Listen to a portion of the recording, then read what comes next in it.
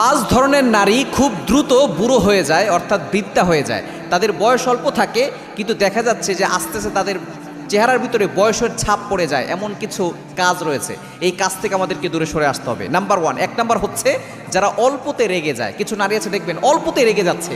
এই রাগী মেয়েরা, ম্যাক্সিমাম মেয়েদের ভিতরে একটা বদ অভ্যাস হচ্ছে রাগ অনেক বেশি, এটাও কিন্তু বদ অভ্যাস। কারণ নবী সাল্লাল্লাহু আলাইহি ওয়াসাল্লাম জানিয়ে দিয়েছেন রাগটা শয়তানের পক্ষ থেকে আসে।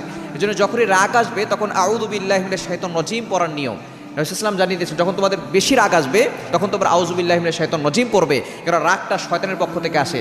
যদি আউযু বিল্লাহি মিনাশ শাইতানির রাজিম পড়ার পরে রাগ না কমে, তাহলে দাঁড়িয়ে থাকলে বসে যাবে, বসে থাকলে শুয়ে পড়বে, অথবা ঠান্ডা পানিতে ওযু করবে, অথবা গোসল করে ফেলবে, তাহলে আস্তে আস্তে রাগটা কমে যাবে। সুতরাং এক নাম্বার, যে সমস্ত নারীরা অল্পতে রেগে যায় তারা তাদের অল্প বয়সেই দেখা যাচ্ছে খুব দ্রুত তাদের চেহারার ভিতরে বয়সের ছাপ পড়ে যায়, খুব দ্রুত তারা বুড়ো হয়ে যায়, বৃদ্ধা হয়ে যায়। দ্বিতীয় নাম্বার, যারা অতিরিক্ত দুশ্চিন্তা করে।